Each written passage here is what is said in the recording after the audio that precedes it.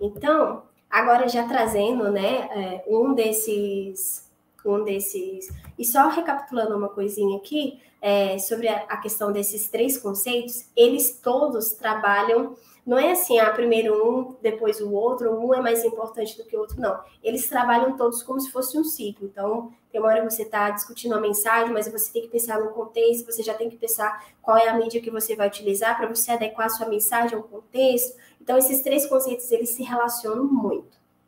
E a gente vai perceber aqui. Espero que eu consiga transmitir para vocês, para que fique mais claro. Então, contexto. Entenda quem é o seu público. Quais são as características do seu público? Você precisa entender, por exemplo, vamos lá, trazer uma coisa mais prática, né? Você atua numa biblioteca universitária. O seu público, se você atua numa biblioteca universitária, o seu público, em sua maioria, é de quê? Universitários, alunos de graduação, de mestrado, de doutorado, professores e os técnicos administrativos, né, que trabalham ali naquela instituição. Mas 80% do seu público são os universitários, não é verdade? Verdade.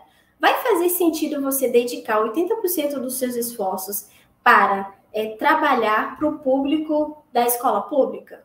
Não faz sentido, porque cada um vai ter uma realidade e características diferentes. Então, entenda quem é o seu público. Descreva pelo menos 3 perfis de usuário. E aqui a gente vai falar da persona. O que é a persona? É o usuário ideal da sua instituição, seja biblioteca, seja arquivo, enfim, o que for. Defina 3 perfis do usuário ideal para a sua biblioteca. Então, como pensam? Tem família? Os seus usuários têm família? Eles trabalham? O que eles fazem na instituição? O que eles gostam de fazer? Quais os motivos que esse usuário tem para considerar relevante os produtos e serviços da sua biblioteca? Quais são as maiores dificuldades, necessidades, dores e expectativas que esse usuário tem? Então, eu trouxe até aqui uma questão, é só você fazer um movimento é só você entender quais foram as suas dores e necessidades quando você estava nessa mesma situação. Ou se coloque na situação desse usuário para você tentar entender quais são as dores dele, quais são os problemas dele. E aqui, como atender ou resolver as dores desse usuário? Então, o contexto vai ser para a gente pensar em tudo isso. Quem é o meu usuário? Quais são os problemas do meu usuário? Quais são as dificuldades? O que eles esperam de mim como profissional bibliotecário, da minha instituição, da minha biblioteca, da minha unidade de informação, do local onde eu atuo? O que esse usuário ele espera de mim? Quais são as principais restrições e questões que precisam ser consideradas para que eu possa atender a expectativa do meu usuário? São questões que a gente precisa fazer, que a gente precisa repensar a todo momento, na verdade, né? Para que a gente possa estar entregando um serviço, um produto que realmente vai satisfazer aquele usuário ou até superar as expectativas dele, né? Então, eu trouxe aqui esse questionamento, né? Esse questionamento não. Essa frase, você descreve o usuário ideal para impactar o usuário certo. Então, quando a gente fala de usuário ideal, você vai pensar nesse usuário ideal, você vai construir todo, né, as dores e tentar resolver aquela solução, e da mesma forma vai ficar mais claro para você para gerar um conteúdo de valor para aquele usuário certo, o usuário real.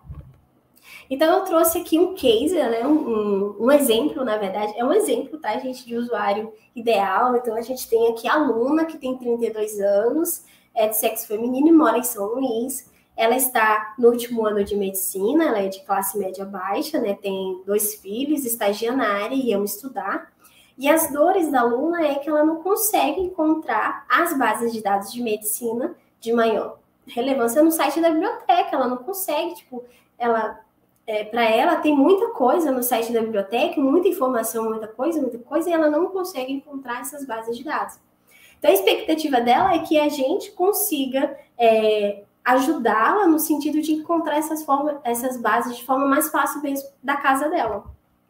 E aí, algumas restrições que possa ter, né, caso o bibliotecário, a pessoa que atue nessa instituição, não tenha acesso ao site da biblioteca e a estrutura do site para trazer soluções para aluno, né? Bem, e aí, continuando aqui no contexto, para a gente conhecer o público, faça enquete. Ah, não conheço o meu público. Pergunte quem é o seu público. Então, considerando aqui que a sua unidade de informação ela está presente no Instagram, nós temos o exemplo da FEBAB aqui. Indique aqui os perfis de Instagram que vale a pena seguir. Então, pergunte, faça enquetes. A gente tem sistemas, tem como a gente fazer perguntas no Instagram, lá no Instagram, a gente consegue fazer no Facebook, a gente consegue fazer... Já tem a ferramenta própria nessa rede social para a gente fazer as perguntas, então pergunte. Saiba quem é o seu usuário, pergunte o que ele gosta de fazer, né? Conheça a linguagem do seu público. Se ele gosta de uma linguagem mais formal, mais culta, ou uma coisa mais coloquial, ou ele gosta de uma coisa mais interativa, mais prática, então entenda quem é o seu público. E faça testes com um grupo de usuários antes de levar para o público em geral. Ou seja, você construiu aqui um questionário, escolha 5 pessoas, né? Vamos supor aqui na sua unidade, na sua biblioteca, e peça para eles fazerem aquele questionário e pede opiniões. O que você achou? Está precisando melhorar? Foi claro em algum ponto ou não? Pergunte, gente, pergunte. E aqui, mais outras questões para conhecer o público. Liste as principais dores. Você fez o questionamento, né? Você está perguntando, fez a enquete, olha, eu quero saber quais são as suas necessidades, dificuldades, expectativas. Pergunte. Seja mais claro nas perguntas, tá? Liste essas dores, essas necessidades, dificuldades e expectativas. A partir disso, a partir dessa lista que você fez de dores, necessidades, dificuldades e expectativas, você vai construir conteúdo a partir delas. Porque você já conhece o seu público, você já sabe quais são os problemas que ele está enfrentando e agora você vai construir um conteúdo para solucionar esses problemas, essas dores, tá certo? Esteja sempre em comunicação com o seu público.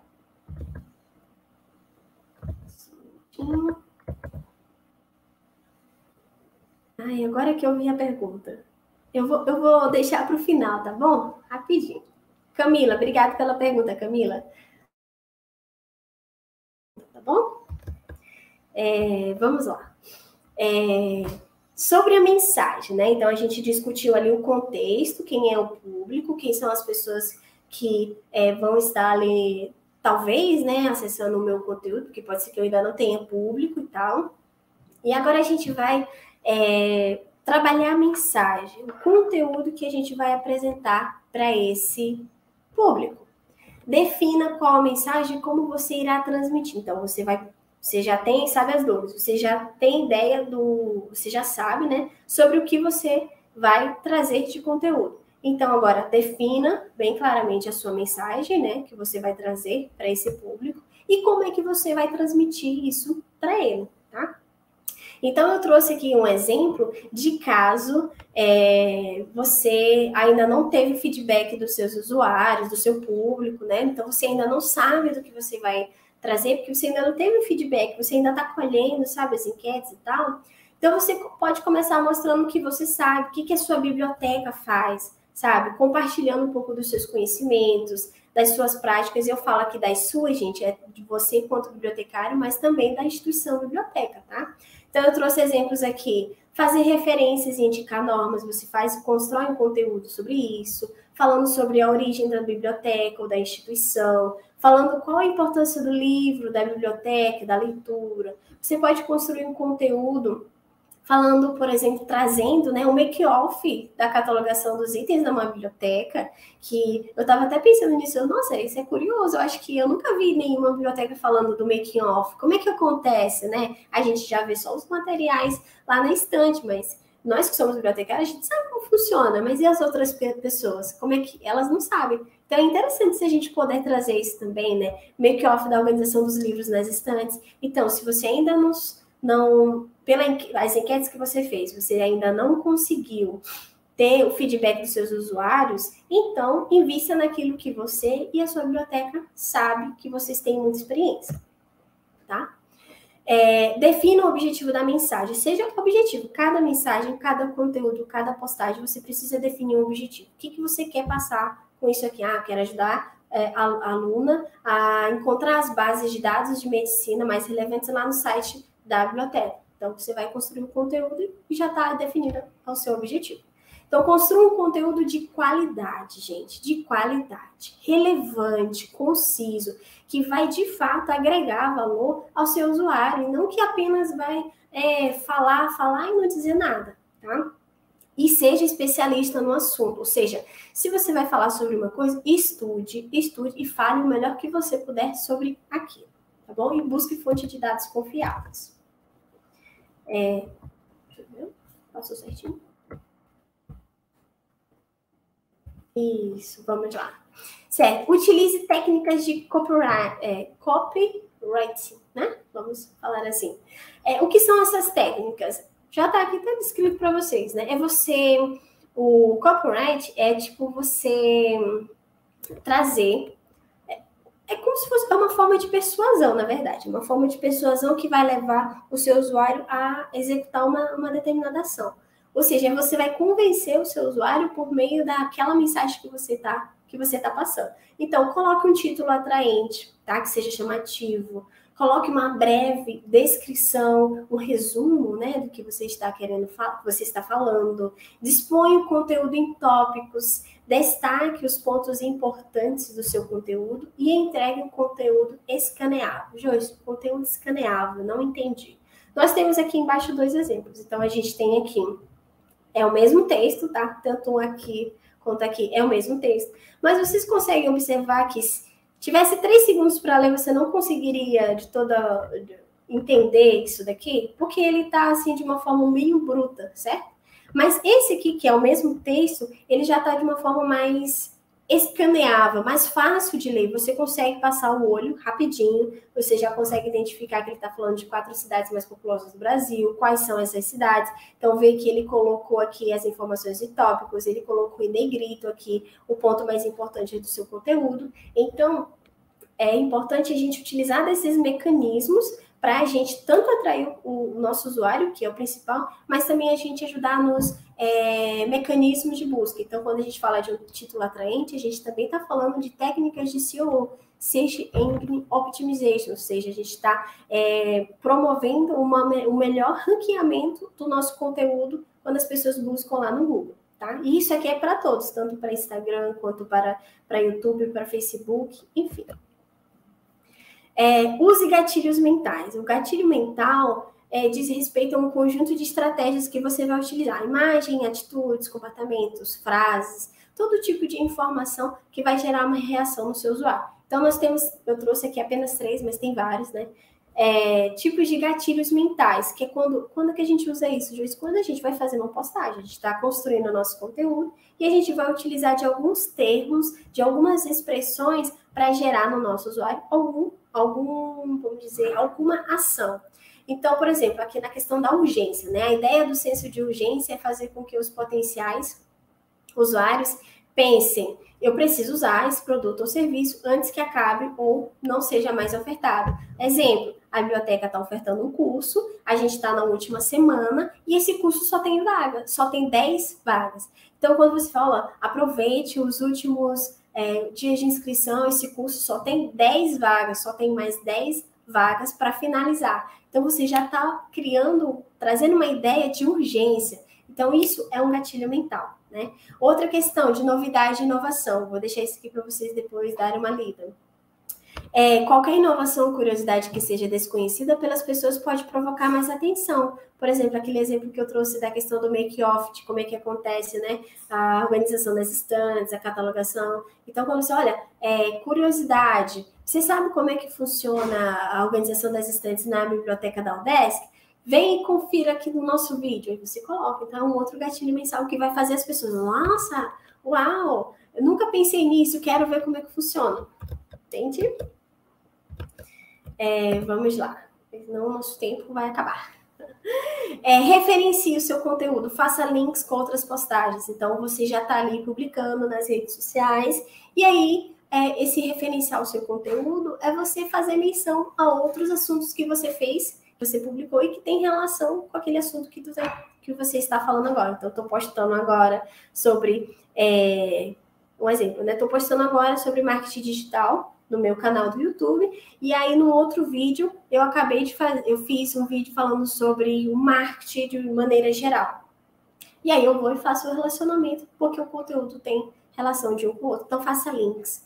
E pesquise palavras-chave, gente. Entenda as palavras-chave mais buscadas nos mecanismos de busca e use elas. Então, eu trouxe aqui alguns exemplos de sistemas, vamos dizer assim, de softwares e de aplicativos que a gente pode nos ajudar a pensar nessas palavras-chave, que às vezes a gente fica um pouquinho bloqueado, né? Principalmente quando é assuntos que não é do nosso domínio.